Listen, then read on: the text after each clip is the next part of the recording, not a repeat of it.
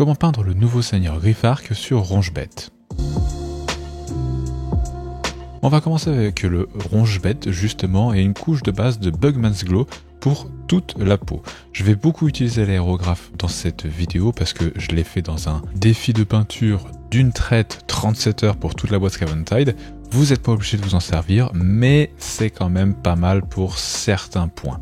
Typiquement pour cette étape où on va assombrir toute la peau avec du Carroburg Crimson. Vous pouvez le faire avec un pinceau en allant que en dessous avec le pinceau puis en essayant autant que faire se peut de smooth la transition pour pas que ça soit trop vif entre le Bugman's Glow et le Carroburg Crimson, mais avec un aérographe c'est quand même beaucoup plus simple et surtout beaucoup plus rapide.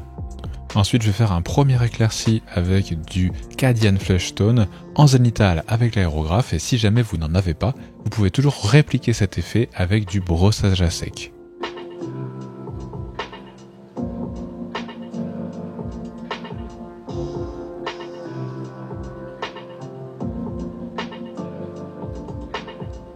Je vais maintenant passer à la deuxième couche de base avec du Standard Grey de Vallejo, mais du Mechanicus Standard Grey sera exactement pareil. Je l'applique encore une fois voilà, à l'aérographe, vous pouvez le faire au pinceau, il n'y a aucun problème.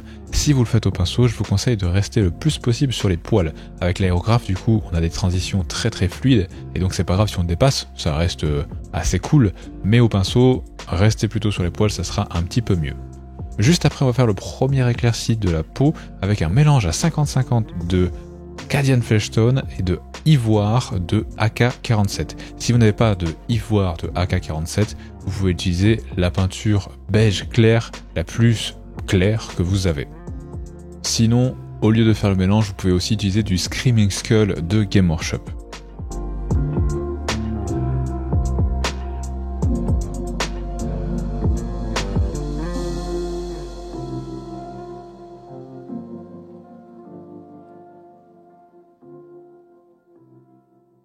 Pour l'étape qui suit, je rajoute juste plus de ivoire dans le mélange avec du Cadian Flesh Tone. Avant c'était du 1 pour 1, là on serait entre du 1 pour 2 voire 1 pour 3, 1 de Cadian et 2 à 3 de ivoire. Encore une fois, si vous n'en avez pas et que vous avez pris le Screaming Skull avant, vous pouvez faire un mélange à 1 pour 1 de Screaming Skull et White Scar.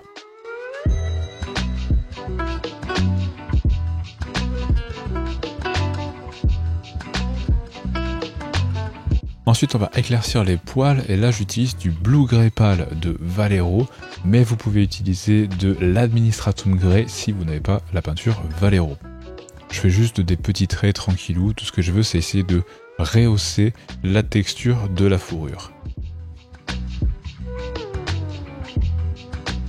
Et pour finir l'éclairci, je vais faire un mélange à 50-50 de Blue Grey Pale et de White, les deux peintures de chez Vallejo. Si vous n'en avez pas, vous pouvez mélanger du blanc de Games avec de l'Administratum Grey et je viens encore plus rehausser l'effet de la fourrure. Je vais essayer de pas trop éclaircir celles qui ne sont le moins éclaircies par la lumière, donc le plus vers le sol, mais j'y vais quand même assez généreusement pour donner du contraste et faire un effet assez cool. Ensuite on passe à la peinture du Lord Scaven en lui-même, on va faire une couche de base sur l'entièreté de la figurine avec du Corn Red. À la base je voulais utiliser du Mephiston Red mais j'en avais plus, alors du coup je me suis rabattu sur du Corn Red. Ça marche aussi très bien.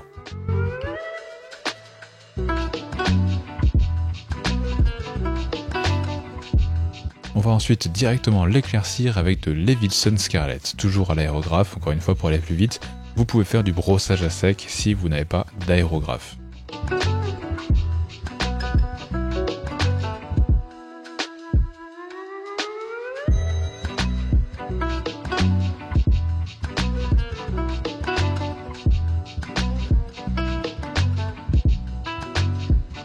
Ensuite j'assombris avec un mélange à 50-50 de Corn Red et d'Abaddon Black, surtout les tissus, parce que je voulais qu'ils dénotent un petit peu, qu'ils soient un style différent et qu'on ait une impression de texture différente alors que c'est la même couleur entre l'armure et le tissu.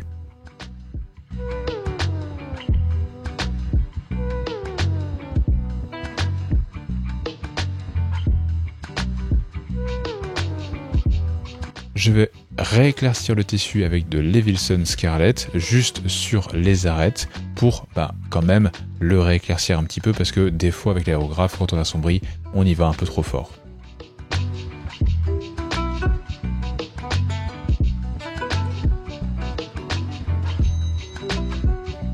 Je vais maintenant baser la peau du Lord Skaven en Bugman's Glow, tout à fait simplement au pinceau.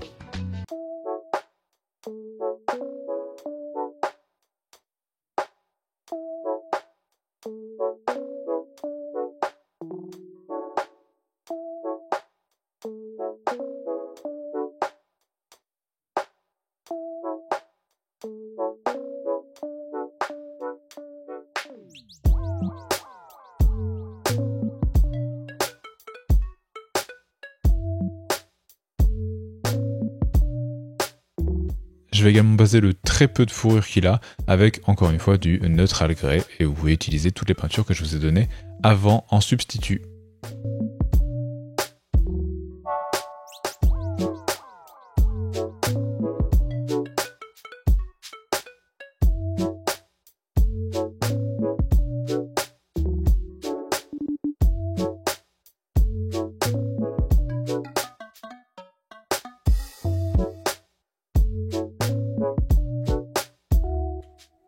Ensuite, je vais baser en Rhinoxide la lance du Lord.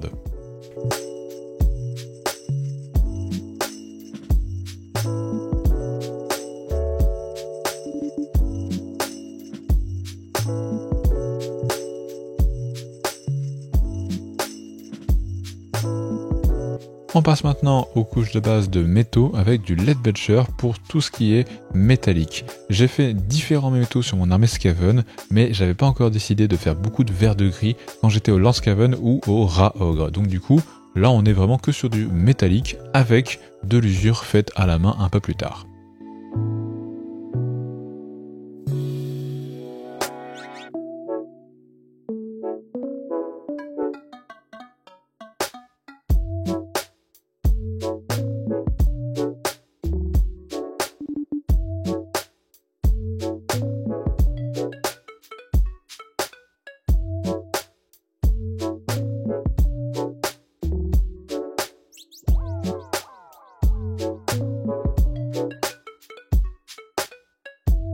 Je base en Zandridust le tissu qu'il y a sur la lance du Lord parce que je trouvais qu'en Rhinoxide ça faisait un peu trop marron, alors je voulais un petit peu de différence.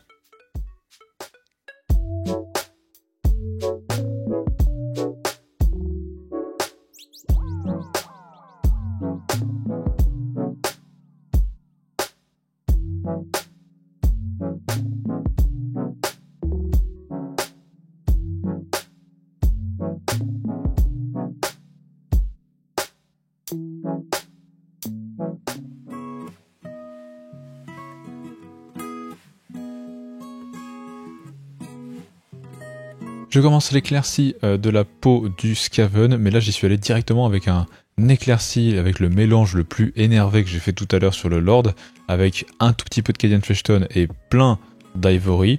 C'était au final vraiment beaucoup trop fort, et du coup c'est pour ça que dans l'étape d'après, vous allez voir, je vais arranger un peu tout ça avec du Cadian Fleshstone très dilué, et simplement en fait je vais le passer par-dessus en tant que glaze, un petit peu comme si vous faisiez en fait un wash, mais que sur la zone que vous avez peinte, et très dilué pour pas que ça recouvre trop, et ça donne un effet plutôt pas mal. Vous allez voir quand l'étape sera terminée.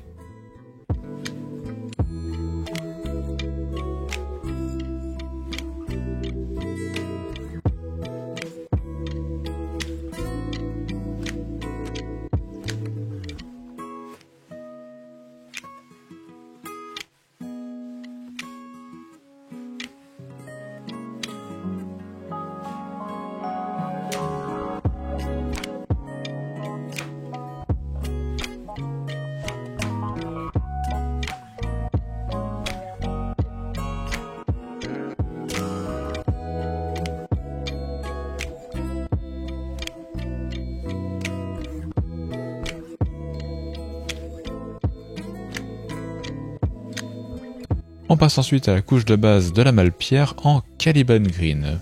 Il y a des Malpierres sur la bête et sur l'arme du Lord, attention.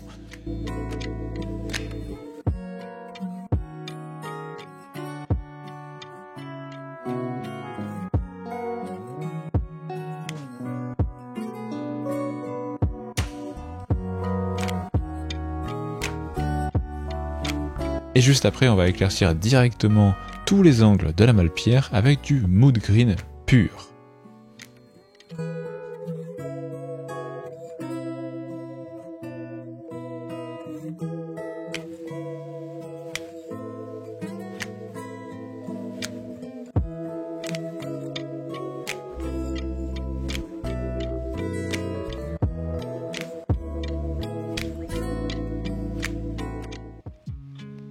Comme c'était pas suffisant, je vais remélanger un petit peu de mood green avec de l'ivoire, à environ 2 ou 3 parties de mood green pour une partie d'ivoire. Vous pouvez peut-être le faire à 1 pour 1 avec du mood green et du Screaming Skull de chez Game Workshop. Et on rééclaircit un petit peu tout ça pour donner un effet un peu plus peps et un peu plus pétant à cette lame et aussi aux petits cailloux qui sont incrustés dans le griffe rongeur.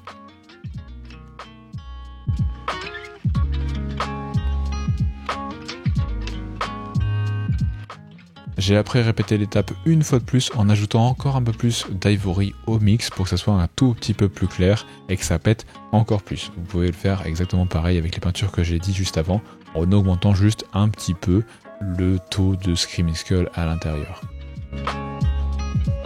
Je fais maintenant un lavis de Seraphim Sepia sur les parties qu'on a basées tout à l'heure en Zandri Dust. J'ai oublié de vous dire, mais j'ai également fait les griffes du griffe rongeur et les dents, voire un petit peu les griffes, je sais plus, du Lord Skaven, juste au-dessus. Ensuite, grosse étape de weathering du métal où on va tout assombrir avec de l'Agraxer Shade. Il faut très fortement secouer le pot d'Agraxer Shade avant parce qu'on va en mettre vraiment beaucoup, et si jamais vous ne secouez pas assez bien les pots de lavis et que vous en mettez directement beaucoup sur la figurine, en séchant ça va faire des traces blanches parce que le médium ne sera pas assez bien mélangé. Donc on y va quand même assez généreusement et on attend que ça sèche. En attendant que ça sèche, je vais baser en Caliban Green, la sorte de marée verte à l'intérieur du socle. Je sais pas trop comment appeler ça, mais c'est l'invocation des Skaven qui a créé ça, et on va les peindre exactement de la même façon que les pierres de Warp, la Malpierre, qu'est-ce que je raconte, parce que c'est exactement, normalement, la même énergie. Ensuite, sur votre palette, vous allez diluer très fortement du Skrakbrand, et quand je dis très fortement, c'est qu'il faut que ça ressemble à un lavis, voire même un peu plus dilué, et vous venez badigeonner tous les métaux avec ça. Allez-y vraiment à l'arrache, parce que de toute façon c'est censé représenter la rouille, et la rouille dans la nature c'est pas très ordonné, hein, ça se pose un petit peu partout, ça va pas essayer de faire au bon endroit, donc vous en mettez partout, ça sera vraiment bien et ça ressemblera à un truc naturel, souvent dans les creux ou ce genre de choses, et n'hésitez pas à en mettre vraiment beaucoup, parce que comme il y a beaucoup d'eau, ça vous paraît être une grosse tache, mais quand ça va sécher, il y aura peu de pigments qui vont rester, et donc ça donnera un effet plutôt pas mal. Ensuite, j'ai voulu retexturer un peu plus l'armure par rapport au tissu, et donc du coup j'ai pris du Wild Rider Red pour augmenter un petit peu tout ça. Je fais un petit peu de Battle Damage, des lignages, et je mixe un petit peu les deux. Quand je fais du coup des lignages d'arête, j'essaye aussi de tapoter un peu avec la pointe de mon pinceau pour que en fait le lignage déborde et fasse des petits impacts, un petit peu comme justement des Battle Damage.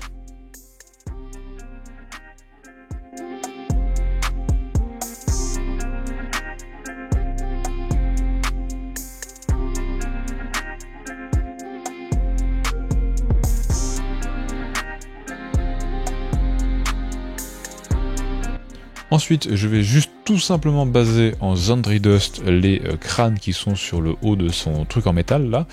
Ils sont à la base en Rhinox Hide, et là je fais juste un premier éclairci et seul et unique éclairci de Zandri Dust. En fait, je vais laisser tous les creux en Rhinox Hide, comme ça donnera un petit côté crâne très sympathique sans plus d'effort que ça.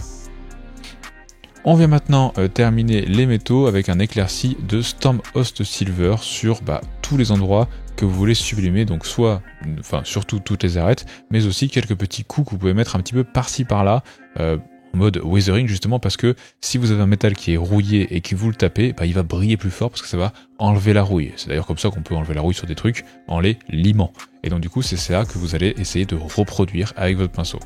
Ensuite, avec un aérographe, je mets des chip sheets de mood green sur le socle avec toute l'énergie à l'intérieur. Vous pouvez faire ça avec du brossage à sec, mais franchement ça va être un petit peu compliqué au vu de l'accessibilité. Et comme c'était pas suffisant avec l'aérographe, je finis par ligner toutes les petites vagues avec du mood green pur au pinceau. Ensuite, j'utilise du gris standard de Valero ou du Mechanicus standard grey pour vous en brossage à sec sur du noir pour les cailloux, et un brossage de Ballard Brown sur le marron du socle qui est une couche de base de Rhinox Hide. Ensuite, j'ai ajouté 2-3 touffes et terminé. Voici donc le Lord Skaven sur Rongebet, le Griffark.